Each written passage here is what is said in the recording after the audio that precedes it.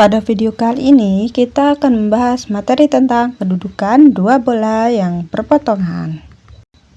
Dua bola itu dikatakan berpotongan jika jarak antara pusat kedua bola lebih kecil dari jumlah jari-jarinya, tetapi lebih besar dari selisih jari-jari.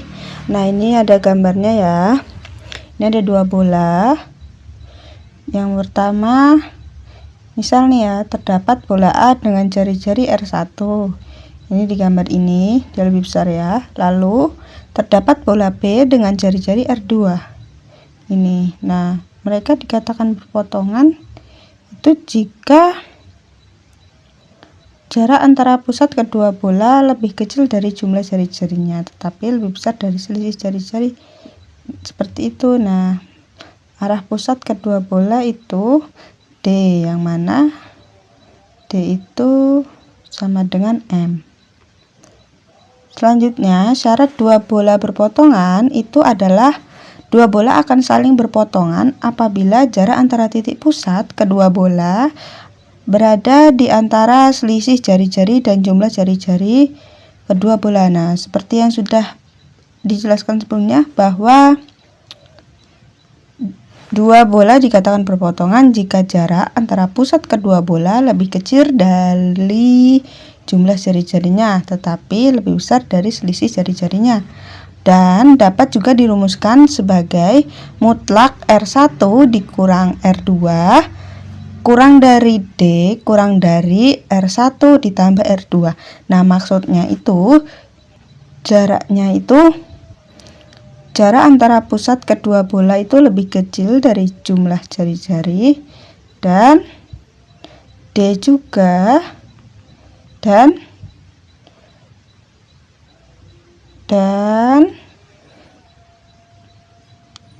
lebih besar dari selisih jari-jari. Artinya jarak itu tidak boleh terlalu jauh dan juga tidak boleh terlalu dekat sampai salah satu bola berada di dalam bola lainnya tanpa menyentuh permukaan. Nah, di sini ada ketentuan yang lain nih. Mutlak R1 kurang mutlak R2 atau mutlak selisih jari-jari kedua bola itu kurang dari D, maka bola itu berpotongan.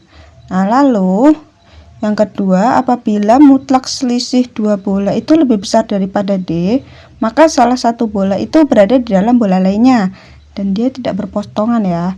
Nah, lalu ada lagi ketika D-nya itu kurang dari jumlah jari-jari kedua bola, maka bola itu berpotongan.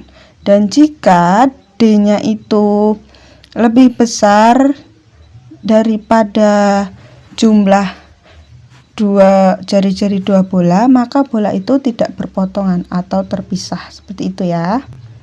Selanjutnya, ciri-ciri dua bola berpotongan. Nah, dua bola itu ada ciri-cirinya teman-teman. Yang pertama adalah ada daerah irisan yang membentuk lingkaran potong. Yang kedua, pusat lingkaran potong berada pada garis yang menghubungkan pusat dua bola. Nah, jadi pusat lingkaran potongnya itu berada pada garis yang menghubungkan dua bola pusatnya ya. Lalu yang ketiga, ada kedua bola itu tidak sepenuhnya terpisah dan tidak saling terbenam. Nah, kan sudah dijelaskan sebelumnya bahwa bola itu sudah dijelaskan sebelumnya bahwa bola berpotongan itu dia tidak boleh terlalu terbenam ke salah satu bola ataupun terlalu terpisah dari bola yang lainnya. Karena apabila mereka terpisah dan ataupun terbenam, itu mereka tidak bisa dikatakan berpotongan.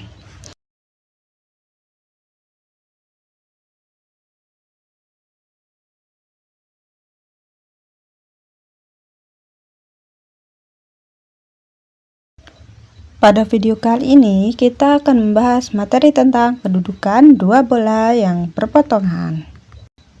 Dua bola itu dikatakan berpotongan jika jarak antara pusat kedua bola lebih kecil dari jumlah jari-jarinya, tetapi lebih besar dari selisih jari-jari. Nah, ini ada gambarnya ya.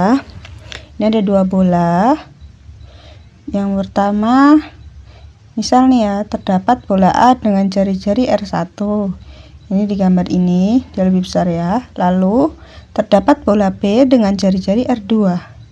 Ini. Nah, mereka dikatakan berpotongan itu jika jarak antara pusat kedua bola lebih kecil dari jumlah jari-jarinya, tetapi lebih besar dari selisih jari-jari.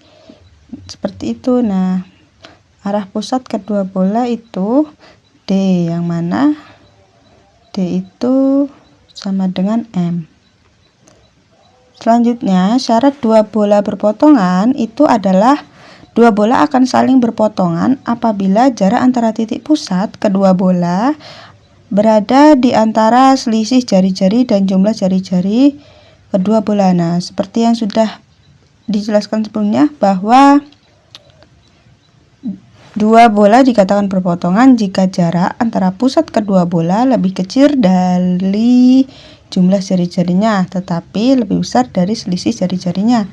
Dan dapat juga dirumuskan sebagai mutlak R1 dikurang R2 kurang dari D kurang dari R1 ditambah R2.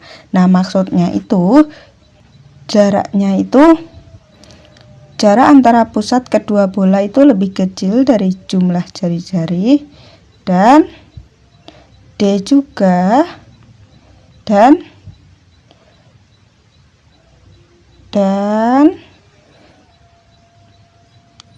lebih besar dari selisih jari-jari. Artinya jarak itu tidak boleh terlalu jauh dan juga tidak boleh terlalu dekat sampai salah satu bola berada di dalam bola lainnya tanpa menyentuh permukaan. Nah, di sini ada ketentuan yang lain nih. Mutlak R1 kurang mutlak R2 atau mutlak selisih jari-jari kedua bola itu kurang dari D, maka bola itu berpotongan. Nah, lalu yang kedua, apabila mutlak selisih dua bola itu lebih besar daripada D, maka salah satu bola itu berada di dalam bola lainnya.